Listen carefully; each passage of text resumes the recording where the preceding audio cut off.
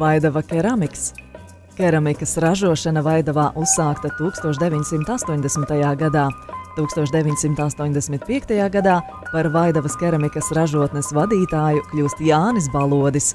Tuvojoties 1990. gada pārmaiņu laikam, Jānis Balodis iesaistās ražotnes privatizācijā, kļūstot par ražotnes īpašnieku.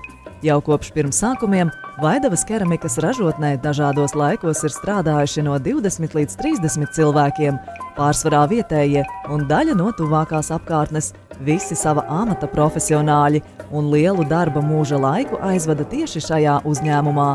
Galvenais izejmateriāls, Latvijas sarkanais māls, tiek iegūts no tuvumā esošā Lodes karjera. Visi Vaidavas keramikas ražotnē veidotie trauki ir meistaru roku darbs, sākot ar māla masas sagatavošanu un beidzot ar iepakošanu kastēs. Šobrīd uzņēmumā darbojas arī Jāņa Baloža 2 dēli, kuri Vaidavā ir aizvadījuši lielu daļu savu bērnības vasaru un turpina tēva iesākto darbu.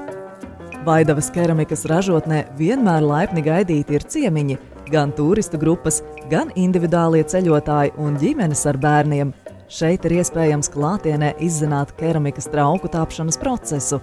Ja ir vairāk laika, ar meistaru gādību un palīdzību, ciemiņi var pamēģināt paši izveidot māla trauku, ko pēc tam var izžāvēt, izdedzināt krāsnī un nosūtīt ciemiņiem atpakaļ par piemiņu no Vaidavas keramikas ražotnes apmeklējuma.